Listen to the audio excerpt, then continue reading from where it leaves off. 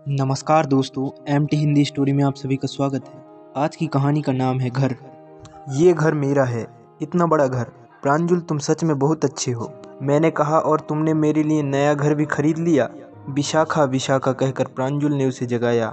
तो विशाखा की नींद खुली तो सपना था।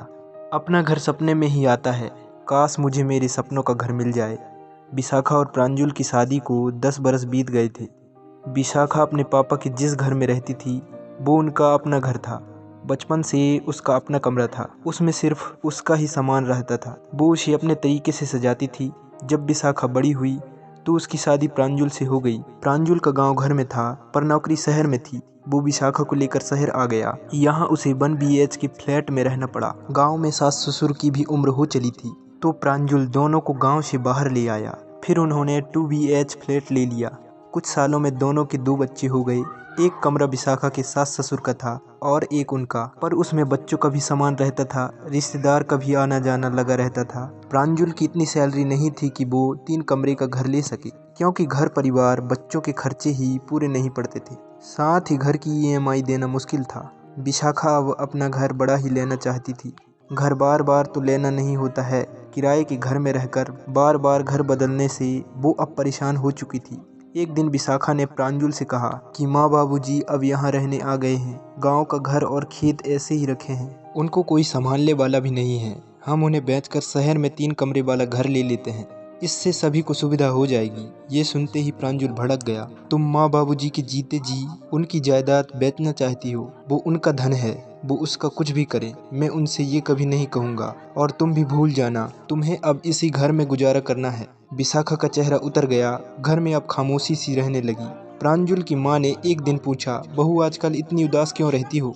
तबीयत तो ठीक है, जाओ आराम कर लो, खाना मैं बना लूँगी। माँ जी, ऐसी कोई बात नहीं है, विशाखा नजरें चुराती हुई बोली। विशाखा और उसकी सास के बीच में अच्छा रिश्ता था। दोनों एक दूसरे की दुख तकलीफ समझती थी। विशाखा अपने सास ससुर की भी मन से सेवा करती थी, उनका बड़ा ध्यान रखती थी। जब उन्होंने जोर देकर कहा तो विशाखा ने सब कुछ बता दिया। वो 3 कमरों का घर लेना चाहती है, पर प्रांजल आप लोगों से बात करने को तैयार नहीं है।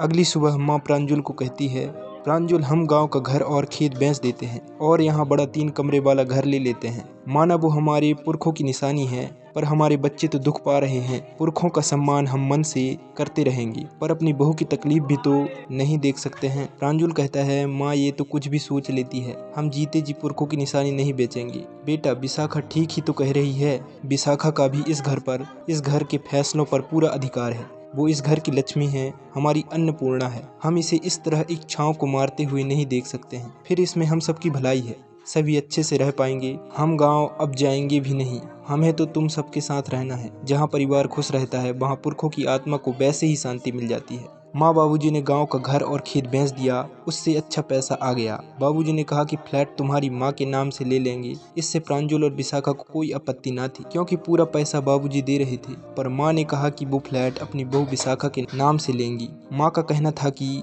घर तो बहू से ही बनता है, घर बहू के नाम से ही लेंगे। बहू घर की आत्मा होती है, उसे लगना चाहिए कि वो अपने घर में रह रही है। अपनी सास के मुंह से ये सुनकर विशाखा को हैरानी हुई। आखिरकार 3 कमरों का फ्लैट विशाखा के नाम से ले लिया गया। घर की नेम प्लेट पर विशाखा निवास लिखवाया गया। विशाखा का सपना सच हो गया। विशाखा ये सोचकर खुशी थी कि मायके में 1 कमरा उसके नाम था, पर ससुराल में तो पूरा घर ही उसको अपने नाम पर मिल गया। दोस्तों, अगर आपको कहानी अच्छी लगी हो तो लाइक, शेयर और कमेंट कीजिए, और ऐसी ही नई वीडियो के लिए चैनल को सब्सक्राइब कर लीजिए।